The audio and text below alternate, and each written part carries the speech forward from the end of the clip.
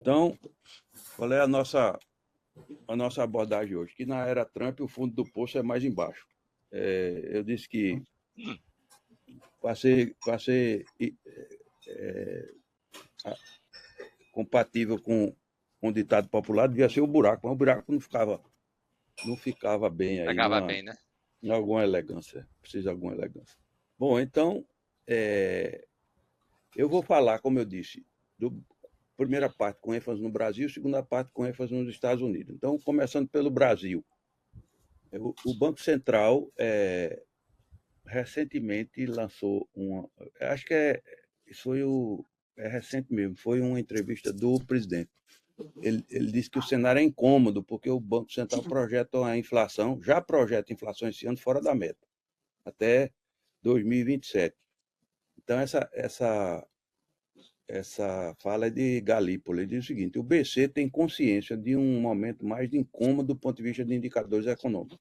Essa combinação de inflação acima da meta, taxas de juros mais contracionistas e a atividade começar a desacelerar costuma produzir posição um pouco mais incômoda. É a maneira, digamos assim, cifrada de dizer, mas na verdade é isso. A situação do ponto de vista macroeconômico é incômoda. Eu vou explicar. Por um lado, a gente tem inflação, e aí inflação é mortal para os planos de reeleição de Lula. Não será reeleito se a inflação estiver alta, fora de controle. Por outro lado, também terá dificuldade de se eleger se a economia estiver em recessão. Então, ele está aí entre a cruz e a espada. Isso é uma situação que vai perdurar durante todo esse ano, porque a eleição é ano próximo, né? Então, se por um lado tem a preocupação a inflação alta e preocupação do Banco Central em aumentar o juro para poder desaquecer a economia e controlar a inflação, a prévia do PIB reforça a expectativa de alta forte no primeiro trimestre, puxada pelo agro. Ou seja, embora no ano passado tenha havido uma queda do terceiro para o quarto trimestre, quer dizer, uma diminuição do ritmo, no primeiro trimestre isso reforçou por conta da entrada das safras e das colheitas. Né? E, inevitavelmente, esse ano já começa o ano eleitoral. Então, o voto passa pelo caixa. A frequência de ida ao supermercado constrói a experiência de aumento de preços e pode influenciar as eleições de 2026. Pode é uma maneira, digamos assim, elegante de falar. Na verdade, vai. A inflação é uma coisa, hoje no Brasil, felizmente, maldita. A percepção sobre preço, a pesquisa. Veja o que aconteceu de julho para janeiro. 49%, 49% percebia o preço aumentando. Passou de 49 para 61 de julho, em 6 meses, né? De julho para janeiro. 61% dos entrevistados acham que os preços estão aumentando. Então, isso é fatal para as pretensões reeleitorais. E a perspectiva sobre os preços do mercado, 51% acha que vai aumentar ainda mais. 33% fica igual, 9% vai diminuir e 7% não sabem. Então, mais da metade da população acha que não só está alto, como vai aumentar. Então, o governo tem que. É, e aí, quem está fazendo isso é o Banco Central, só que a questão é contraditória. O Banco Central aumenta o juro para baixar a inflação, porque a responsabilidade macroeconômica dele é essa, e uma delas é essa, e o governo coloca artifícios para garantir que a economia cresça, lançando crédito, mais algum tipo de benefício, tem uma série de coisas, consignada, etc. Ou seja, liberando FGTS. Então, quer que haja consumo, que a economia cresça, por um lado, o governo. E, pelo outro, a inflação ameaçando ficar fora do teto da meta, o Banco Central aumentando juros. Então, o aumento do preço de alimentos sob Lula e sob Bolsonaro. Veja que coisa interessante. Sob Lula aí, ó. Sob Bolsonaro é azul. Aumentou 46% no período do mandato dele, nos 48 meses de mandato. Enquanto que, em 2 anos, no governo Lula aumentou 10%. o ritmo é bem menor, mas a percepção é de que aumentou muito. Então não interessa número, não interessa o número, interessa a percepção das pessoas. Se as pessoas estão percebendo que os alimentos estão subindo, eles estão subindo. O que o governo tem que fazer é justamente tentar provar que não. Então, já se fala, por conta do nível muito alto dos juros, já se fala em risco de desaceleração. Ele entrou no radar do mercado, né? Investidores esperam a piora da atividade econômica a partir do segundo semestre, à medida que o impulso do agronegócio se dissipa e os juros altos pesam mais sobre a economia. Isso foi uma entrevista feita pelo Neofeed. O cara disse o seguinte: quando o Trump foi muito agressivo, com tarifas muito grandes, ele gerou incerteza com relação ao tamanho e à disposição dessas tarifas para tentar usar como moeda de troca. E o desequilíbrio cresce aqui no Brasil e a inflação segue pressionada, o que tende a desgastar ainda mais a popularidade do presidente Lula. Já está bastante desgastada. Nas últimas pesquisas, caiu bastante a taxa de aprovação. O Brasil, e aí esse analista aí, esse CIO, né, da Legas, que é uma instituição financeira, diz: o Brasil é um paciente, eu gostei da imagem, o Brasil é um paciente na UTI com diagnóstico certo e medicação errada. Qual é o diagnóstico certo? É que precisa desacelerar a economia para poder ajustar a inflação. E a medicação errada é o juro alto. Então, ele vê a chance da Selic acima de 15% e mantém baixa exposição ao mercado local, ele, a empresa dele, né? Apesar do momento positivo. Com a correção dos preços no mercado americano, a gestora saiu às compras de empresas de tecnologia. Houve uma queda do valor de tecnologia e essa empresa aí passou a comprar. Bom, aí, para resumir o Brasil, e a gente entrar no governo Trump, que dá mais pano para as mangas, a posição do governo, a imagem que me vem é a seguinte: a posição do governo é pé no acelerador, que ele precisa que a economia vá bem para poder se reeleger. E pé no acelerador. E a pressão do Banco Central, a posição do Banco Central é pé no freio. Então, imaginando um carro, onde dirigido por duas pessoas, um acelera e o outro freia. O que é que vai acontecer? Porque ele não freia tudo que pode frear, senão é uma catástrofe, né? O carro para. Mas ao mesmo tempo ele vai botando o pé devagarzinho no freio, o outro vai acelerando. Aí vai ficando o carro com o motor aquecido e outras coisas do gênero. Então, essa mais ou menos a imagem que eu consigo fazer da economia nacional esse ano. O governo acelerando, o Banco Central freando. Então, isso vai perdurar durante todo o ano. E eu acho, como o presidente do Banco Central hoje é alinhado com Lula, alinhado por quê? Pela regra de autonomia do Banco Central, um presidente nomeia por 4 anos, entrando 2 anos no mandato do outro. Isso é a lógica. Então, chegou a hora de Lula nomear. E Lula vai nomear um camarada mais próximo à compreensão que ele tem. Então, colocou o Galípolo. Eu acho que a tendência vai ser: freou, deram uma freada, mas a tendência vai ser acelerar. Acredito que o crescimento esse ano vai ser menor do que a do ano passado, mas não muito. Essa é a impressão que eu tenho, porque essa coisa vai haver uma certa sincronização entre a aceleração e o freio. Bom, passando para os Estados Unidos agora. Então, eu fiz a apresentação no mês passado, dizendo isso aí, que os Estados Unidos mudam o nome do Golfo do México, passou a chamar Golfo da América. Agora, curiosamente, qual foi? Acho que foi o Google. O Google botou o Google visto no México, os mapas do Google apresentados para o México tem Golfo do México. E os mapas do Google apresentados para os Estados Unidos tem Golfo da América. Ele andou dizendo que ia comprar a Groenlândia e que ameaçava anexar o Canadá como o 51º estado norte-americano. Isso ele disse logo quando entrou. Eu falei, fiz essa analogia com a política do Big Stick, né, de Theodore Roosevelt, no início do século passado. Então era o seguinte: ele dizia, ele dizia assim: vá para uma conversa cheio de amabilidades, mas leve um porrete grande. Então, na verdade, isso foi a prática dos Estados Unidos desde o início do século passado, que se consolidou até a Primeira Guerra, depois muda. Com a Segunda Guerra, isso muda. Deixa de haver essa política do Big Stick e passa a haver a política do soft power.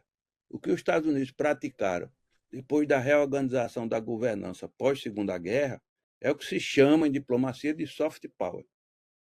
Quando o Trump entra agora, quando ele quer ressuscitar a política do Big Stick, ele quer dar, ele vai provocar. A minha tese é essa, que ele vai provocar um redesenho da governança internacional, mundial, global. Aí o que é que ele vem?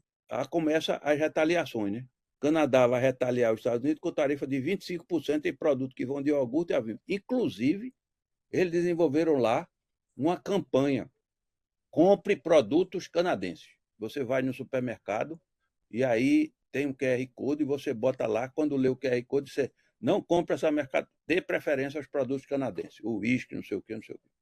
Então, eletrodoméstico, tudo que vem dos Estados Unidos. E também o presidente do México disse que teve uma pausa aí, mas não se sabe direito quando ele vai entrar, ele recua, ele vai e volta, né? É a prática do negociador da costa leste dos Estados Unidos, principalmente no mercado imobiliário de Manhattan. Ele entra de sola e depois alivia. Ele está levando isso para a presidência. A China já fez uma resposta mais inteligente e a China taxou determinados produtos em represália às taxas que ele colocou para a China e a China atacou o Google, deu uma atacada no Google para compensar.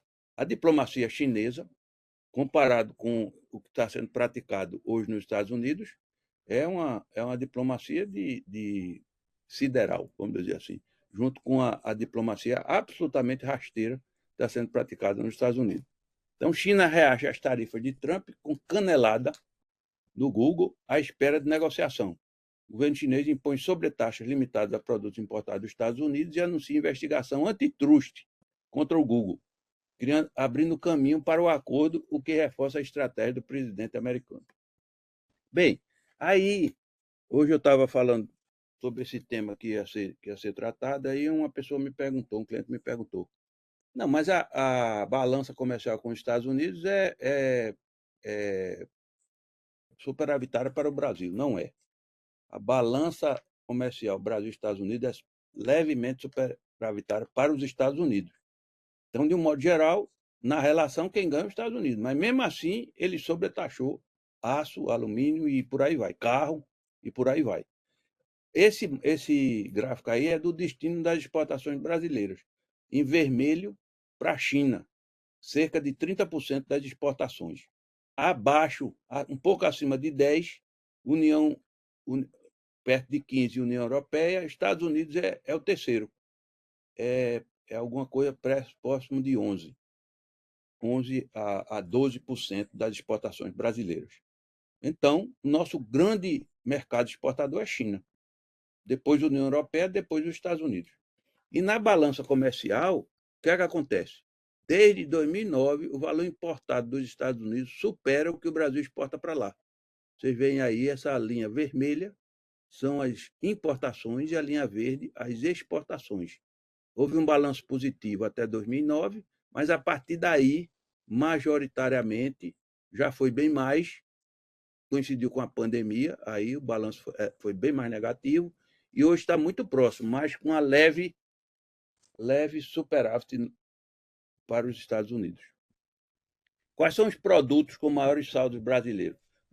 O Brasil exporta para lá 5,6 bilhões de dólares em ferro e aço,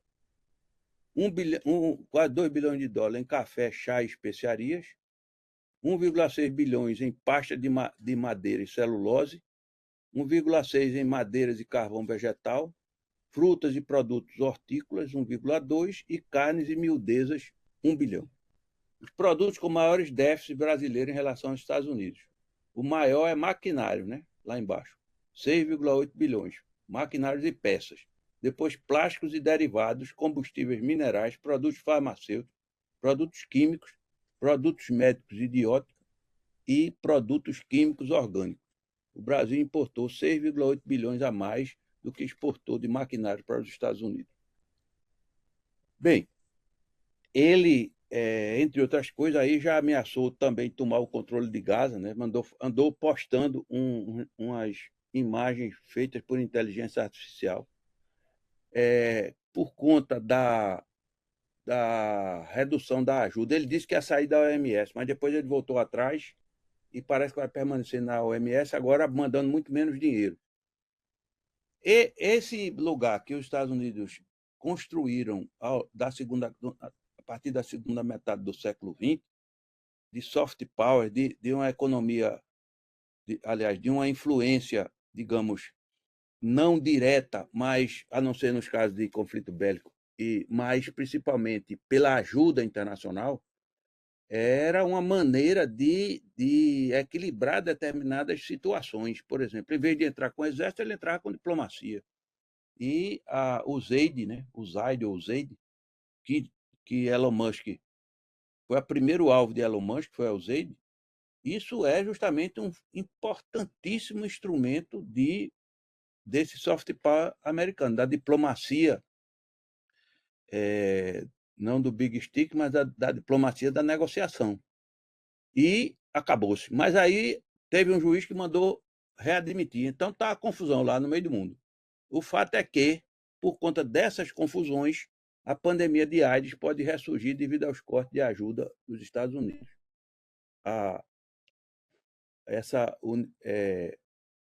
UNAIDS, né, afirmou que, se o auxílio não for restabelecido, haverá 6,3 milhões de mortes adicionais relacionadas à doença nos próximos 4 anos, ainda mais grave. No momento, está uma epidemia de ebola no centro da África. Então, isso é outra coisa preocupante. Se a organização da OMS, Organização Mundial de Saúde, não agir como ela age preventivamente, para agir precisa de recursos, esse negócio pode sair do controle lá. Aí, além dessas coisas que ele fez, né, ele também nomeou por decreto, e tem um tempo para o Congresso aprovar. Se o Congresso não aprovar, ele perde o cargo. Elon Musk aí. Elon Musk descendo o cacete, demitindo gente de tudo que é forma, de todo jeito. E teve uma coisa curiosíssima aí na Casa Branca. Ele foi falar sobre essa coisa da redução de pessoal, e levou o filho dele. É X o nome do filho. 4 anos. E o filho ficou por ali, e para lá e para cá, ele falou, teve uma hora que Trump começou a falar, o menino disse: cala a boca e sai daí, porque tu não é presidente, não. E Trump, engraçadíssimo, é o jeito que Trump olha para o menino, olha para Elon Musk, olha para o menino, e não disse nada. Mas o menino foi o único sujeito que teve, que falou a verdade foi o menino. Isso é porque ele deve ouvir do pai, né? Que quem manda não é Trump, é ele. Bom, aí a revista Time botou essa capa aí, dando a entender que quem está mandando no negócio é Elon Musk. Aí, por conta disso, por causa desse protagonismo de Elon Musk, os carros Tesla são incendiados e baleados em Las Vegas, nos Estados Unidos. Musk e Trump chamam de terrorismo. Outros incidentes envolvendo as empresas de Musk incluem pichações em placa de concessionária, coquetéis molotov lançados em estacionamento de loja da empresa e estações de recarga incendiadas. Inclusive, tem gente lá que está arrancando a logomarca da Tesla e botando outra logomarca para não receber retaliação nos carros Tesla, proprietário de carros Tesla. E Trump pede em rede social que a Suprema Corte atue contra juízes que suspenderam seus decretos. Ele diz que os juízes estão promovendo uma situação tóxica.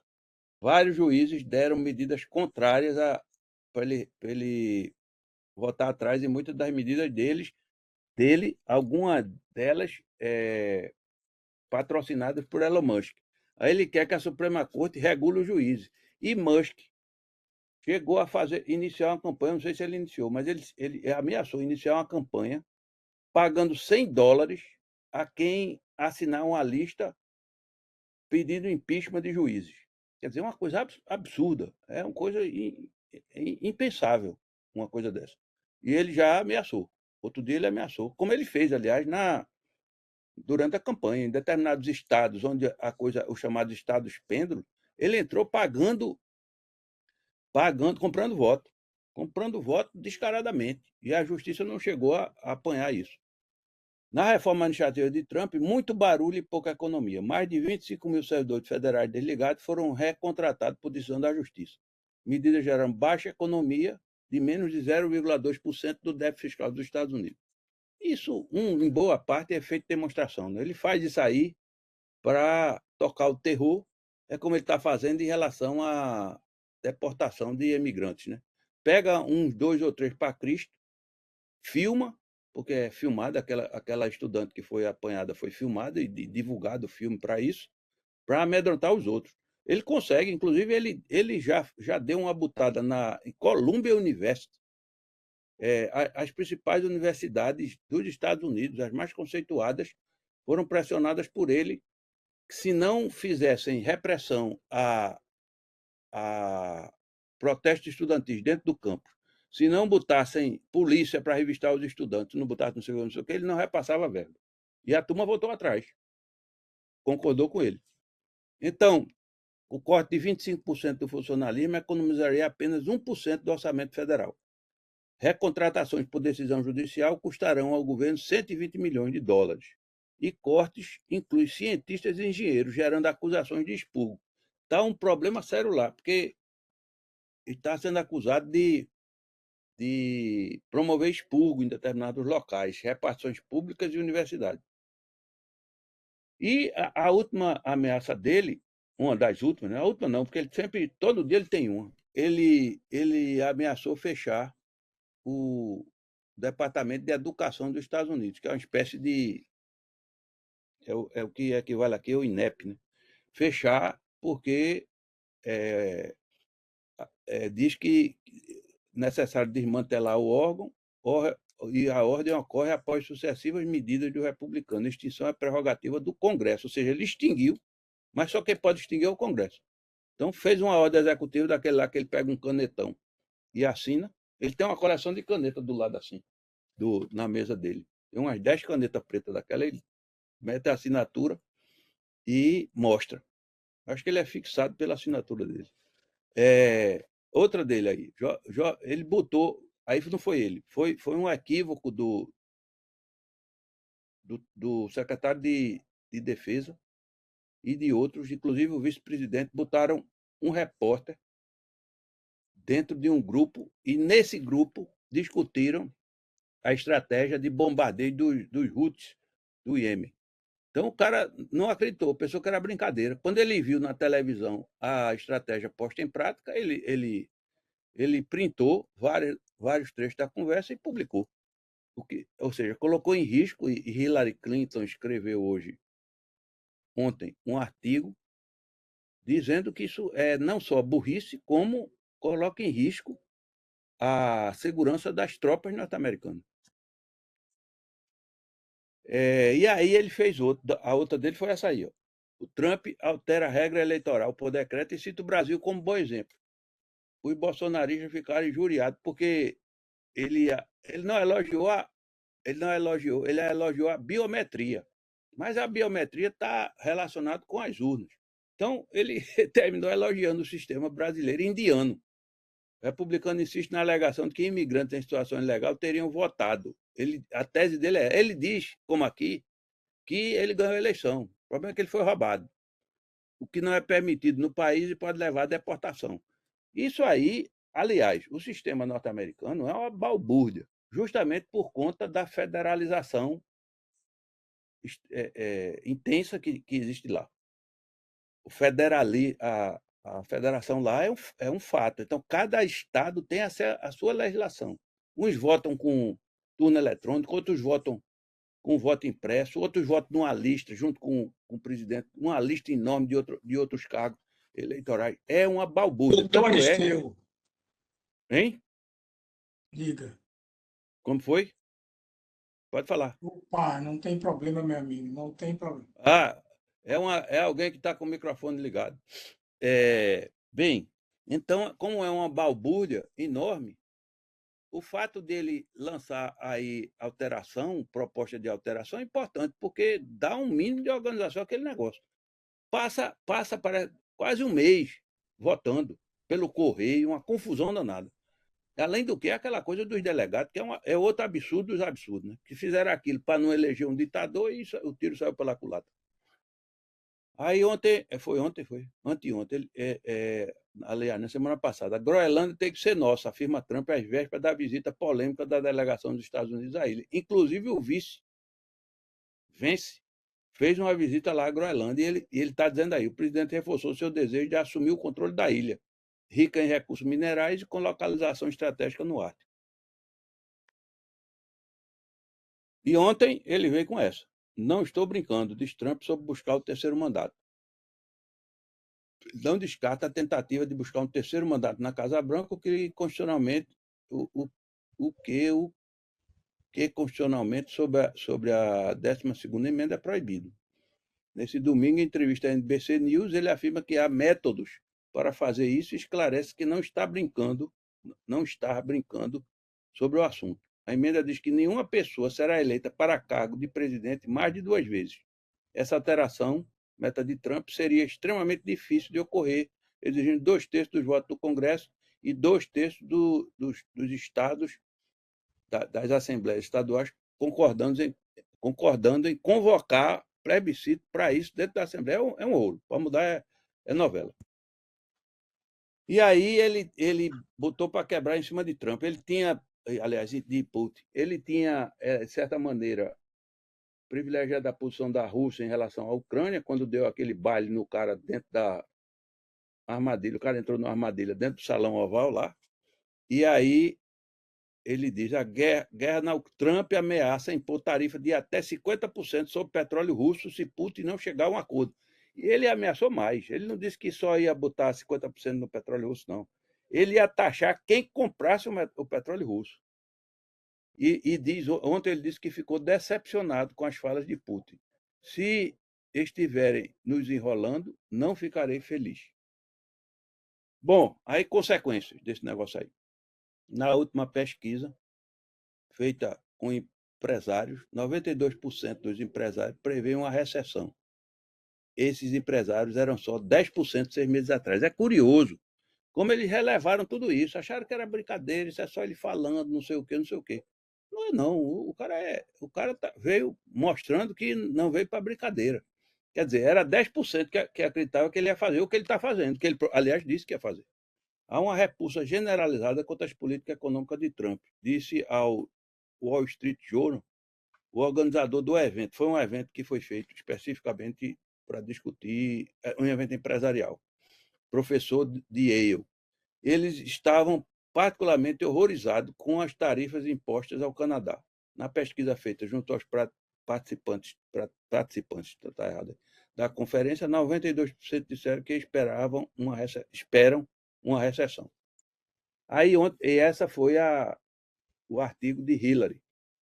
Até onde vai a burrice de Trump? Demitir especialistas, enfraquecer diplomacia e ignorar a segurança não fortalece os Estados Unidos, apenas os torna mais vulneráveis. O artigo dela está muito bom e ela prova, porque ela foi secretária de Estado, ela mostra os diversos aspectos em que os Estados Unidos vão sair enfraquecidos com essa política dele. E aí já sondando a população inteira, a maioria dos norte-americanos desaprova Trump. Os números levantados já dão, acho que está aqui, uma pesquisa Atlas Intel, divulgada nesta segunda-feira, 17, mostra que 52,4% dos norte-americanos desaprovam o trabalho do presidente Donald Trump, ante 47,3% que o aprovam. Na rodada anterior, de fevereiro, os índices eram, respectivamente, 49 e 50, ou seja, ele perdeu a maioria. A maioria hoje já acha, já desaprova o trabalho dele. Mas agora é tarde. Mas tem as eleições aí de meio de mandato que são um terror para os presidentes. Só me permita, Chico. Saiu agora a nova notícia dele, o Elon Musk sugere que Marte pode vir a ser parte dos Estados Unidos. Mas isso é brincadeira, não? Não, tá certo, tô vendo aqui agora. Bom, tudo é possível. Ali é. Bom, recessão nos Estados Unidos pode afetar a economia. Já se pensa na possibilidade de recessão, porque o que é que vai acontecer? Com as tarifas, os preços vão aumentar, a inflação vai aumentar e o Fed, aumentará os juros e isso pode levar a uma recessão. Então, já se projeta isso. Já tem uma previsão nesse sentido. O temor já impacta o mercado financeiro. O índice SP500 acumula uma queda de quase 3% nesse ano e chegou a entrar brevemente no território correção termo para descrever um recuo de 10% em relação ao último pico. Além disso, pesquisas indicam que um aumento da incerteza dos consumidores sobre preços e empregos. O presidente do Federal Reserve, o Banco Central Americano, Jerome Powell, afirmou que esses dados ainda não se refletiram no comportamento de consumo. No entanto, gigantes do varejo como Walmart e Target, assim como empresas do setor de logística e turismo, vêm apresentando projeções pessimistas, sugerindo que os consumidores estão começando a agir com mais cautela. Quer dizer, o consumidor também percebe isso, né? E ele recua. E aí uma matéria, um artigo muito interessante desse Felipe Campante. Ele diz: os Estados Unidos já estão sob um regime autoritário. Não é exagero. O Congresso se retirou de cena. O judiciário está sob forte pressão e é um clima de medo e perseguição na sociedade civil. Resta ver se esse regime irá consolidar-se ou se a democracia conseguirá contra-atacar. Ele citou vários exemplos, ele mora nos Estados Unidos, ele citou vários exemplos de conversas que ele começou a ter, e as pessoas, ele estava conversando acho que foi ver o filho dele na natação, encontrou um amigo e começou a conversar sobre onde é que ia dar essas doidices de Trump. Teve determinado momento, o amigo parou de falar. Ele perguntava as coisas, o amigo fazia de conta que não estava ouvindo. Aí ele recebe uma mensagem do amigo junto dele. Uma mensagem pelo telefone, pelo celular, de um amigo dizendo: essa pessoa que está na frente está prestando muita atenção no que a gente está dizendo e eu não conheço ela. Quer dizer, chegou nesse nível. Agora, esse cara aí foi o arquiteto da João Carvalho, é arquiteto da vitória de Clinton, Bill Clinton, na primeira eleição dele. É aquele da famosa frase: é economia estúpida. Então ele disse o seguinte: isso aí eu já vi no dia 24 de fevereiro, já fez um mês. Consultor diz que o governo dos Estados Unidos vai colapsar em 30 dias, com gestão de Musk e Trump. Carvalho aconselhou os democratas: eles precisam se fingir de mortos. O governo está colapsando. Não precisa de Elizabeth Warren ou outro deputado democrata acalmando ativistas. Mais do que inútil, essa gritaria é prejudicial. Essas pessoas deveriam ficar quietas. Acredito que em coisa de 30 dias, a administração central irá entrar em colapso. Isso vai implodir a popularidade de Trump. Bom, de qualquer maneira, eu coloquei aí porque esse cara não é um qualquer, é um sujeito que teve um papel muito importante. E esse camarada aí do Financial Times diz o seguinte: as tarifas de Trump ameaçam destruir a unidade da Aliança Ocidental. Ele é bem incisivo. Ele está lançando as sementes de um grupo paralelo formado por países que agora se sentem ameaçados pelos Estados Unidos. A cooperação será inicialmente informal, mas vai se intensificar à medida que as guerras tarifárias continuarem. O colapso da unidade ocidental seria a realização de um sonho para a Rússia e China. Mas o cara está dizendo que ele termina fazendo o jogo da Rússia e China, porque ele vai gerar uma quantidade de descontentes tal que esquemas como, por exemplo, o BRICS e outros vão se fortalecer em relação à governança tradicional. Então, é justamente essa governança tradicional que pode estar sob ameaça. Então, a estratégia sem lógica de Trump e o desmonte da ordem mundial na visão do ex-embaixador nos Estados Unidos e na China, que é Roberto Abdenu. É um excelente analista da conjuntura internacional, ele foi embaixador, é um cara respeitado. Para Roberto Abdenu, o presidente Donald Trump vem adotando unilateralismo e protecionismo. mas sua estratégia enfrenta limites práticos e políticos. Enquanto isso, o comércio e a economia globais são fortemente afetados. Nunca vi, isso é a palavra de Abdenu, nunca vi em 6 décadas do trabalho dele como embaixador, um mundo tão caótico, instável, turbulento e perigoso como o de hoje. Xi Jinping esteve no Brasil recentemente e assinou 37 acordos comerciais. Quantos acordos os Estados Unidos assinaram com o Brasil nas últimas décadas? Segundo eles, muito poucos. E, dentre eles, esses acordos, sobretudo militares. Pois bem, a governança global, um esquema que mostra assim a governança global pós-Segunda Guerra, essa que está em vigor. Você tem no centro a Assembleia Geral da ONU, que hoje tem 193 membros e significa um país, um voto. Essa Assembleia Geral recomenda, o secretário-geral implementa e ainda tem um sistema de veto pelo Conselho de Segurança. Lá no Conselho de Segurança estão Rússia, França, Rússia, França, Estados Unidos, Inglaterra e Rússia. Lá estão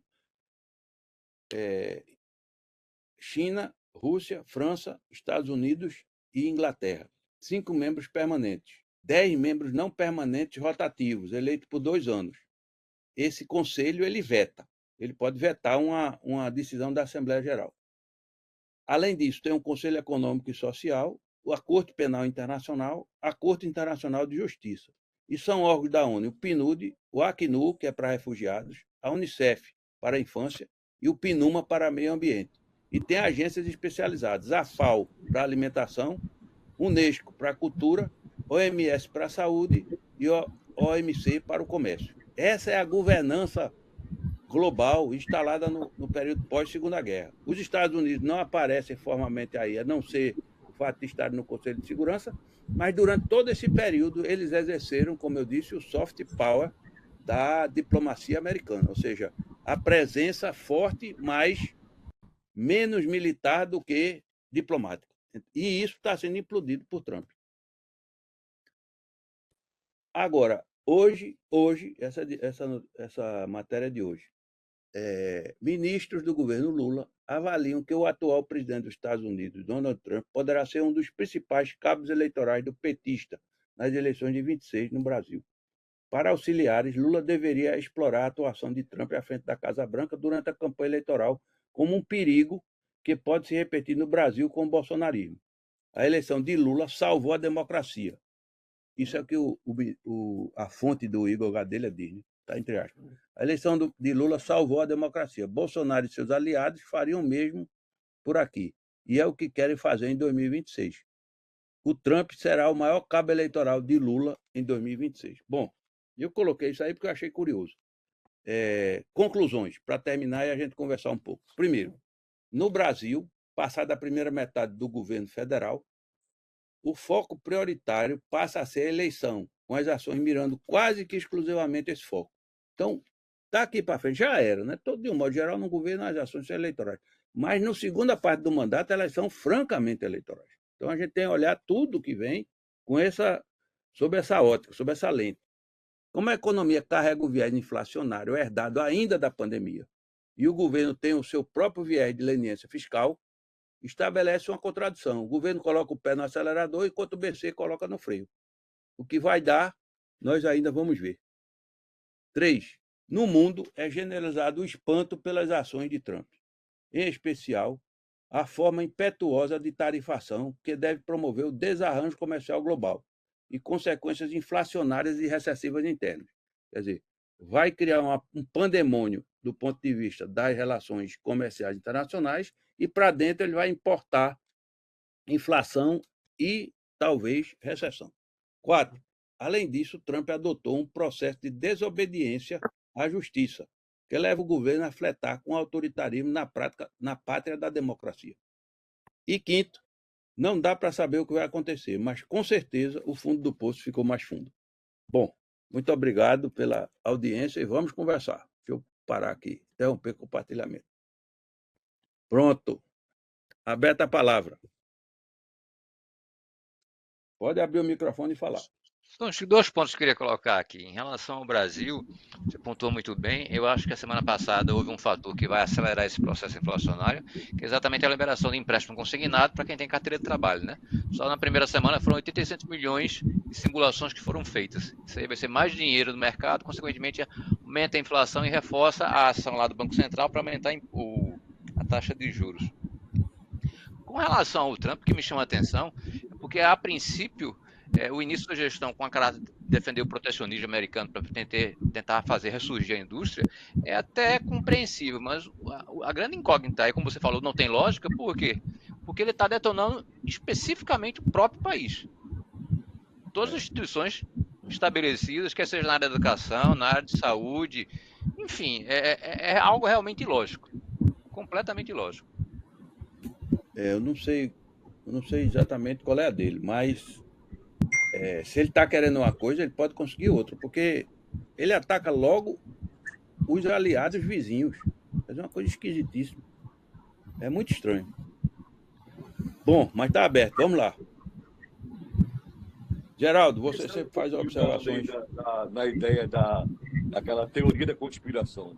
Às vezes me parece que ele está muito mais aliado a Trump, a Putin e a Xi Jinping, e o objetivo dele é que esses 2 países governem o mundo e a democracia americana, de fato, desapareça. É o que me parece. Posso estar enganado, e aí já é um pouquinho de teoria da conspiração. Chico, eu acho que ainda, Geraldo, eu acho que ainda está muito cedo, né? Mas o que eu acho mais importante é que o mundo ficou mais complexo, né? Bem mais. Essa solução parece ser uma solução simples para problemas complexos. Sim.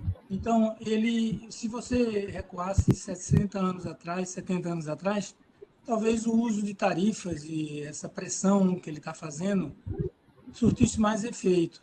Claro que os Estados Unidos é uma grande potência, é a maior potência militar do mundo, é a potência científica, mas ele está tocando em alguns aspectos que comprometem. Eu acho que a gente só vai sentir os efeitos mais no médio prazo. Por exemplo, o corte da verba nas universidades, né, dos centros, porque nos Estados Unidos a pesquisa é patrocinada prioritariamente pelo Estado, a pesquisa básica, né? A pesquisa aplicada é pelo setor industrial. E como é que ela é patrocinada pelo Estado, a pesquisa básica? Através das Forças Armadas, financiando as Forças Armadas, e através das universidades acopladas com meia dúzia de grandes laboratórios públicos que tem nos Estados Unidos. Sim. Um deles, muito maior, é o NREL, National Renewable Energy Laboratories. Então, esse quadro, se ele ficar comprometido, como estão dizendo, né, a gente não sabe direito, ele compromete um dos maiores poderes americanos, que é pilotar o processo de inovação tecnológica, do rumo tecnológico, né? Agora, tem outro aspecto que é a Ásia. Quem foi à Ásia recentemente, agora o Lula está lá, né? A Ásia é um mundo que tem uma dinâmica própria. Ontem teve uma reunião, você deve ter visto, Chico, só que não apareceu na sua apresentação, dos ministros da indústria, relativo ao ministro da Indústria e Comércio aqui no Brasil, né? Da China, do Japão e da Coreia do Sul, para tratar da questão das tarifas sobre os automóveis. Isso é um caso absolutamente inédito. São 3 países que têm diferenças enormes entre eles, né? Quais foram, Geraldo? China, Coreia do Sul e Japão. Bem destaque na imprensa toda, né? Eles estão falando porque eles vão tratar em bloco. Eles vão tratar em bloco do problema dos carros. Ele não vai tratar o problema da China, porque todos os 3 são mega exportadores de carro, né? A Hyundai e a Samsung, o Japão com as fábricas de carro dele, e a China agora com a BYD e outras fabricantes. Então, o problema é muito complexo. A China está totalmente dentro da África. A China é o maior investidor da África. Quando ele desmonta a USAID, ele desmonta o suporte americano. É um negócio tão sem entender, talvez, a dinâmica que o mundo tem hoje, né, dos últimos 20 anos, que a gente fica meio esperando. O único que pode fazer é esperar um pouco para ver como é que vai ser essa rearrumada. Talvez ele recue, né? Porque é uma desarrumação tão grande, numa complexidade muito grande. O mundo não é simples. A Alemanha agora, recentemente, fechou 2 fábricas da Volkswagen e transferiu para a China. E se pensa que a China é de mão de obra barata. A China não é mais um país, tem mão de obra barata, mas a China é um país que eles levam as fábricas lá porque tem densidade tecnológica onde se leva. Porque é por isso que o Apple é fabricado lá, desenhado nos Estados Unidos, fabricado lá, o celular, porque tem densidade tecnológica, né? É o país que tem mais pesquisa, a dinâmica da tecnologia no mundo é dada pela China, não é dada nem pela Alemanha, nem pelos Estados Unidos. É muita confusão no mundo, muita novidade, muita... E a Rússia, a Rússia. Eu recebi aqui no Rio, em julho do ano passado, o presidente do Operador Nacional do Sistema Elétrico Russo, Fedor Padovich. Ele e a mulher, Olga. E a gente saiu para jantar. E eu perguntei, como é que está a vida na Rússia? Ele disse, normal. A vida é normal, a vida na Rússia. Claro que a gente não pode voar mais por cima da Europa. Eu vim para cá, por Dubai, mas a vida da gente é normal. O país cresceu 2%, porque a Rússia redirecionou todo o processo comercial dela para a Ásia. Grosso. Então, tem uma dinâmica ali que a gente até desconhece no Brasil, né? Essa dinâmica entre a Ásia Central. A Ásia Central é um poder, o Uzbequistão, o Cazaquistão, isso é um poder de gás, de petróleo. Essa dinâmica toda está sendo colocada no colo da China, né? Sim. No colo da China de graça. Então, eu acho que ele está usando um problema que poderia ser muito útil, muito efetivo 70 anos atrás para uma complexidade que não cabe mais. Então, eu não sei se ele tem... Agora, ele é muito... A gente fica achando que os outros são pessoas incompetentes, mas ele tem algum projeto em cima disso, né? Tem. Ele não faria isso como se fosse um incompetente, um irresponsável. Ele tem algum projeto que ele não está dizendo qual é o projeto. É muito cedo ainda para... Talvez ele... Diga. Eu não acredito que tenha projeto. Eu acho que ele tem uma maneira de negociação que ele acreditava, como o Geraldo bem disse, que ia conseguir, que ele vai conseguir fazer pelo método de negociação, que é ir pesado para depois recuar, e aí consegue muito mais do que se conseguiria, mas só que isso funcionaria com a economia, como o Geraldo bem disse. A economia de 60 anos atrás, a de hoje em dia, a coisa não funciona mais assim. Complementando o que o Geraldo falou, a China, o Japão e a Coreia têm 20% da população do mundo juntos. E eles estão caminhando para fazer a negociação de livre comércio. Né? E aí, imagina, 20% da população do mundo fazendo livre comércio lá, se resolvendo lá.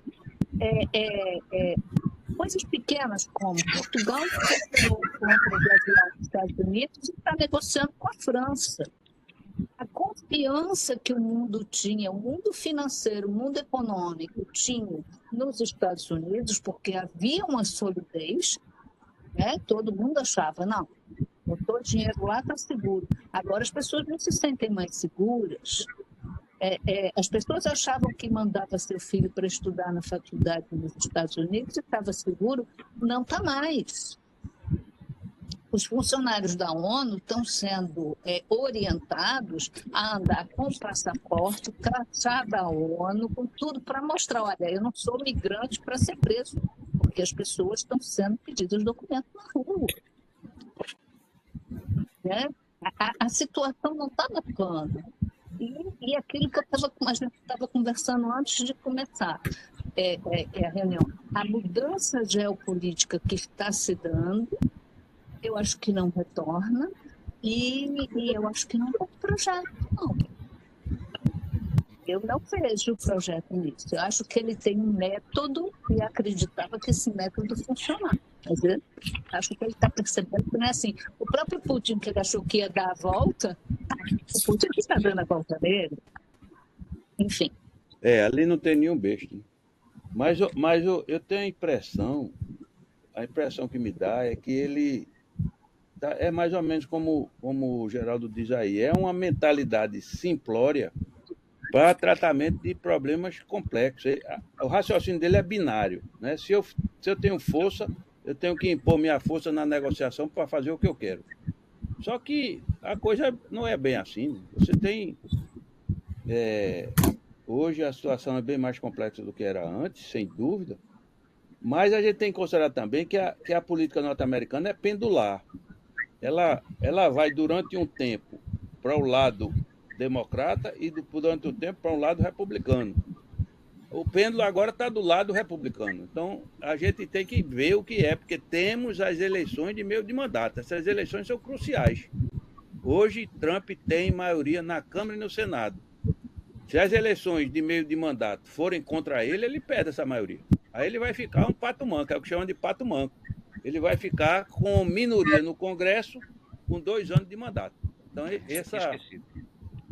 essa é a realidade norte-americana.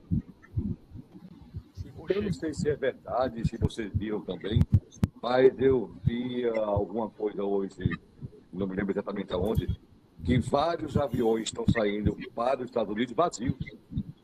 As pessoas não estão evitando ir para lá, inclusive. Eu mesmo não vou. Eu também não tenho o menor interesse. Eu mesmo não piso lá. É brincadeira você não passar na alfândega e ser deportado de volta.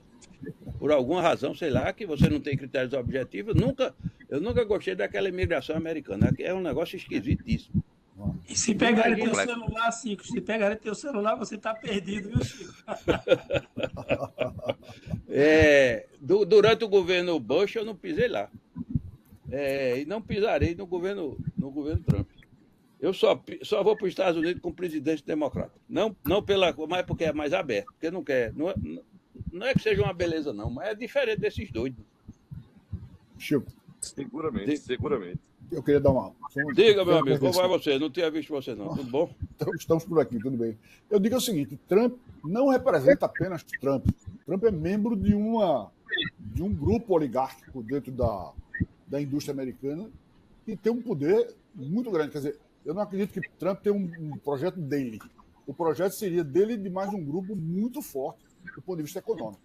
Tanto é que, por exemplo, da própria área de tecnologia, os maiores magnatas da área de tecnologia estavam lá na posse dele, né? Estavam lá cercando ele, dando cobertura a ele. Né? Então, de uma área que eu me interesso pelo que faz e para que lado vai, estavam lá dando... E como estão dando cobertura, porque, sem dúvida nenhuma, que Elon Musk é um representante muito forte dessa área. É um cara maluco, mas tem os troços dele, o nome do filho de X, é um negócio bem... Mas ele é um cara... Não, olha, e X é compreensível. A de outro filho é que ninguém nem pronuncia. Quem gostaram o Ike Batista, né? Veja, ele dizer que Marte vai ser parte do... Ele tem autoridade para dizer isso, porque se alguém tem um projeto mais avançado para colonizar Marte... É tão bom que ele fosse para Marte e ficasse lá, não conseguisse voltar. É ótimo. Mas ele não é doido a esse ponto, não. Ele vai mandar ele manda os outros antes. Ele manda os outros antes. Mas é verdade, Cláudio, a questão do grupo dele. O grupo dele é essencialmente o grupo de petróleo, né? É o pessoal de petróleo e é o pessoal da tecnologia. Não é por acaso o slogan drill, baby drill. É furar. E aí... E the real estate também. Hein? The real estate também. Também. E o pessoal da tecnologia. Esse pessoal da tecnologia não quer censura nem quer regulação. E ele garante isso. Entendeu? Isso é tiriquete, porque regulação significa menos dinheiro para eles. Isso. Ô, Chico, o que mais? Diga lá. Muito obrigado, viu? Não esqueci de lhe agradecer pelo artigo de Hillary. Muito bom. Que é isso, Chico. Mas, veja o seguinte, como você sabe, aí, alguns aqui, eu, de um tempo para cá, venho procurando estudar mais psicologia, né? Atualmente, até indo aí pela psicanálise, não quero ser psicanalista não, mas pelo menos para poder entender, compreender mais essas coisas. E aí, eu concordo aqui com Gisela. Na verdade, rapaz, o que nós estamos verificando, talvez um pouco tarde, é que nós estamos diante de um sujeito pervertido como perverso mesmo, sabe? Tipo, na história da psicanálise, né? Tem um neurótico, tem um psicótico e o perverso. O perverso, o que é? É o sujeito que quer ir contra as normas, é o cara que não aceita a norma, não aceita a regra, tal, quer derrubar isso tudo.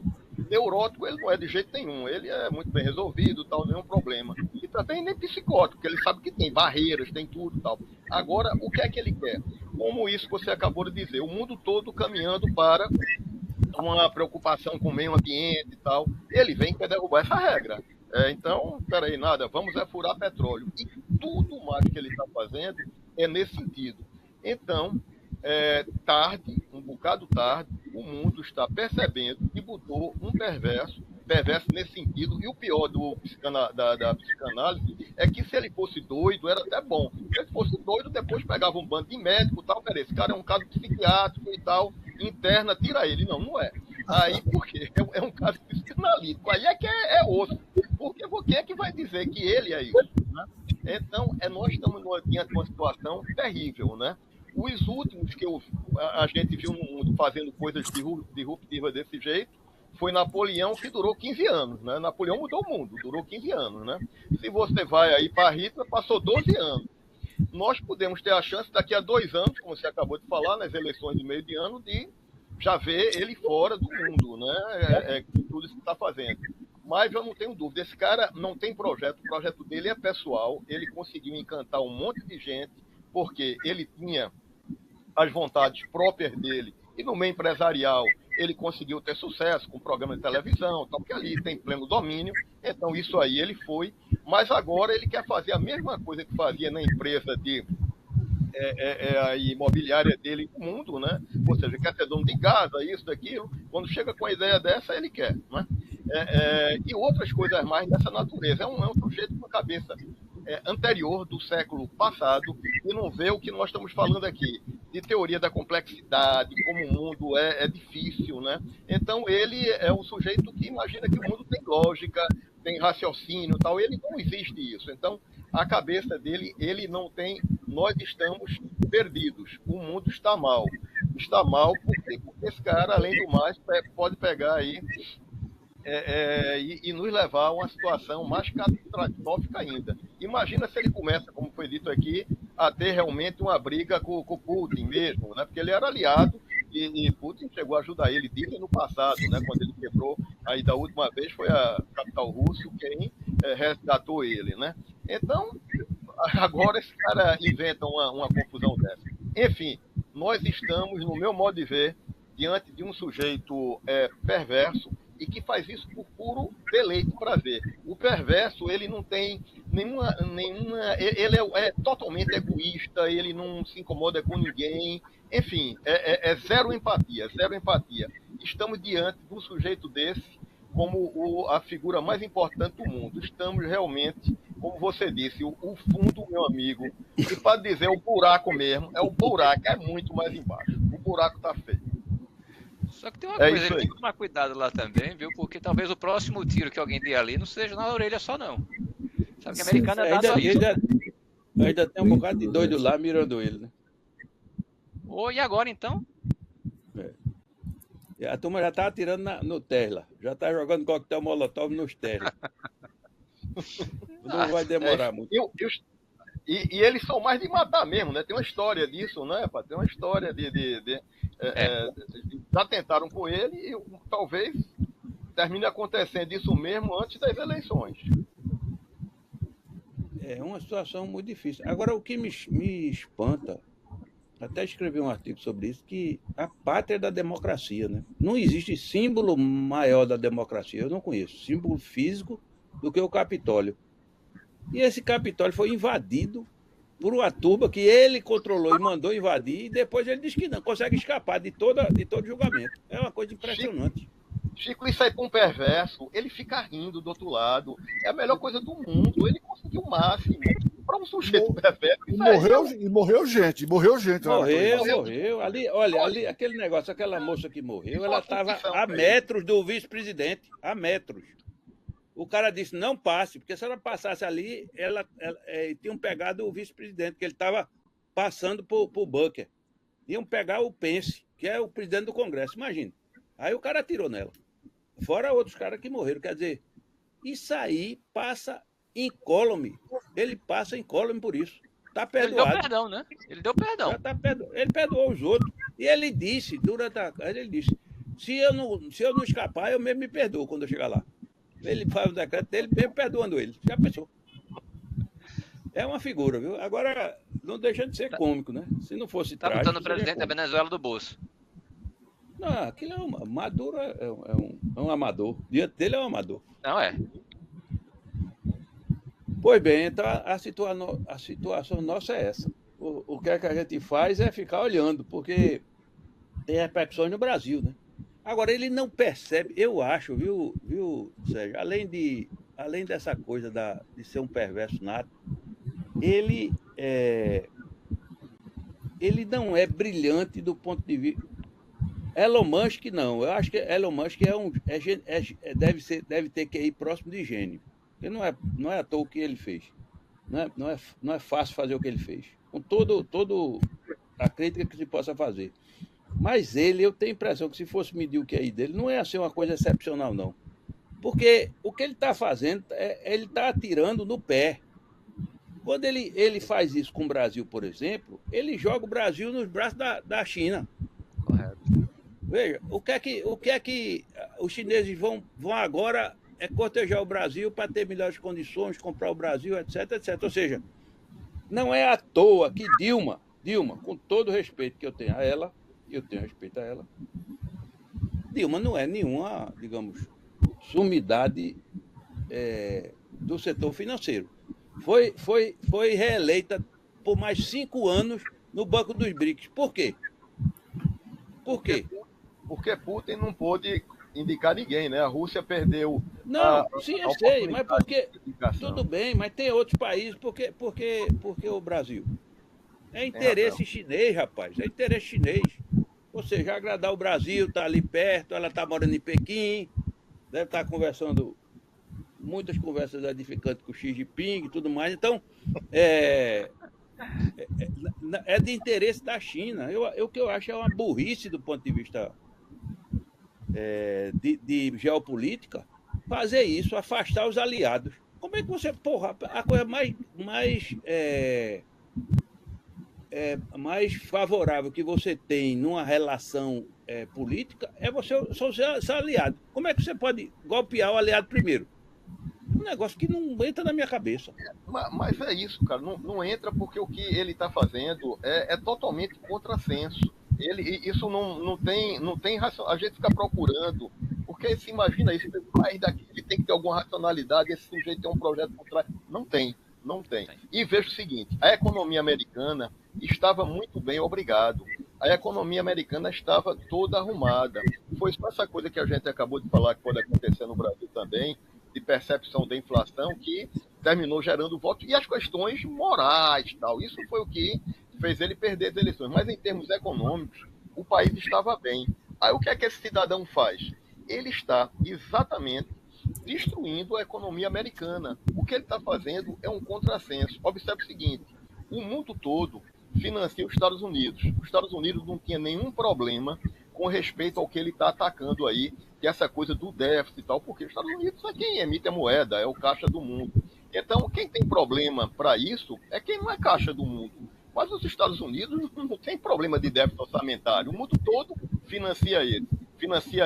Aí vai o cidadão, começa a achar que um problema que se coloca para os outros, o Brasil tem, porque a gente emite moeda, Argentina, enfim, todos esses outros países, mas os Estados Unidos não tem esse problema zero. O mundo todo financia os Estados Unidos e financia por quê? Porque sabe que os Estados Unidos tem essa presença mundial. Aí, de uma hora para outra, vai esse cidadão estar instruindo que estava dando certo. Time que estava ganhando, mexendo em time que estava ganhando. Olha, não existe lógica, meu amigo. A única explicação que tem é esse cara é um perverso. E não vai dar para internar, infelizmente. Não vai dar para internar, porque isso não é capturado pela psiquiatria. E estamos mal. O Chico, tem 2 componentes ainda que complicam mais. É a forte presença do fundamentalismo religioso cristão nos Estados Unidos. O eleitor de Trump, uma boa percentual dele, eu não saberia dizer quanto, mas um bom percentual é fundamentalista, que acredita na volta, mesmo tipo de fundamentalismo que tem no Brasil. Talvez seja o mesmo percentual. E a outra é a briga dele com a diversidade, né? Ele está querendo passar um ferro elétrico em cima da diversidade, como se isso fosse possível no mundo hoje, né? A diversidade não é só de sexo, não é só com relação ao papel da mulher, com relação à questão de gênero, mas também com relação à questão raça, né? Raça, Pois né? é, Passar o papel como raça, se houvesse exatamente, não é torcida. só gênero, né? Então, essa coisa econômica, ela se mistura com esses outros aspectos, tornando o problema ainda mais difícil da gente entender. E o apoio que eu acho que uma parte que ele tem é porque tem uma crise, apesar dos Estados Unidos estarem bem economicamente, tem uma crise de determinados setores do trabalho não conseguiram acompanhar a evolução tecnológica dos Estados Unidos. Sim, sim, sim. Então, Cinturão do ferrugem. desemprego, a região de Detroit, aquela região, Sim. há um desemprego, porque a tecnologia é muito densa hoje, né? Esses grupos não conseguem acompanhar. Então, eles votam com o mesmo tipo de voto que aconteceu no Brasil, que é o voto recalcado, o voto da raiva, o voto do contra o sistema.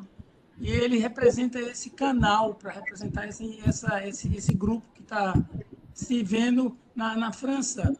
Na França, o movimento dos coletes amarelos, eu vi uma entrevista de uma moça na TV Sangue, naquela época da grande crise, dizendo, mas eu sou formado em filosofia e meu emprego que eu consigo é de caixa de supermercado.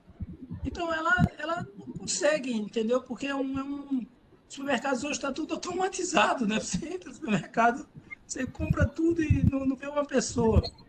Então, esse software, eu acho que ele complica ainda mais a equação, porque se fosse só econômica a questão da distribuição da geopolítica do mundo e tal, mas ele traz esse outro aspecto, e não tem, é muito mais fácil de lidar, porque às vezes o movimento de direita na Alemanha, a líder da direita da Alemanha é uma mulher casada com uma mulher que é estrangeira.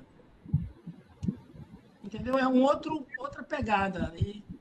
Então, é um fator mais complicador ainda. Ele tenta passar a régua em cima de certas coisas que o mundo estava convivendo, né? É o jeito binário dele pensar, né? Porque é uma coisa realmente completamente anacrônica, a maneira de pensar. Tem muito poder e tenta impor uma visão. Isso não vai terminar bem. Não vai terminar bem. E porque os Estados Unidos estão divididos, né? Ele ganhou, Isso. mas os Estados Unidos estão divididos. É meio a meio. É meio a meio, como aqui. Só que lá as tensões são muito maiores do ponto de vista étnico, etc, etc. E com essas são muito mais violentos, entendeu? A violência lá, como é que a gente pode dizer, civil, você vê que para aqueles caras, né? O cara fantasiado de viking e não sei o quê, os doidos. Muita gente doida. A população é armada lá, né, Chico? Armada, tem 300 milhões de armas na mão da população. Né? Lá, eu tenho receio exatamente, eu tenho receio que isso degringole para uma guerra civil. Não é difícil, não. Porque aí, como é que você... É muita gente armada. É um bando de doido, né? Com arma na mão, dando tiro para lá e para cá. Então, essa situação é uma situação muito tensa. E isso a gente ainda vai ver muita coisa diferente. Ou ele entra numa decadência, como o Carvalho disse, que ele chega a um ponto em que ele próprio se inviabiliza, ou então ele consegue, e aí cria uma tensão muito grande que vai ser difícil controlar, né? É difícil controlar esse negócio lá. Porque já teve determinados episódios em Los Angeles, essa coisa aí racial muito feroz. Já teve situações muito graves nos Estados Unidos. De distúrbio popular. Então, eu não sei não. É uma alternativa. Eu vi um camarada falando sobre isso, ele disse que não existe alternativa de uma guerra civil no médio prazo. De um ambiente de guerra civil. Eu digo o ambiente. E com relação a Putin disse que topa parar a guerra se suspender as sanções. Exatamente. Claro que ele fácil. Não, ele quer... Né? Não, ele fica com a parte que já conquistou e suspende a sanção. Pronto, tira 1/3 da Ucrânia. 1/3 da Ucrânia é meu e depois suspende a sanção a gente fica tudo bem. É uma situação muito típica, né? Atípica, porque isso aí nunca não foi visto nem imaginado. Eu acho que isso vai apressar a questão da revisão, do redesenho da governança mundial. Eu acho que isso vai apressar. Nós vamos, talvez, ter, em algum tempo na frente, não com ele, mas algum tempo na frente, uma nova Yalta, entendeu? Uma nova Bretton Woods, um novo Mas rearranjo desse negócio. a saída agora é ter governanças regionais, né?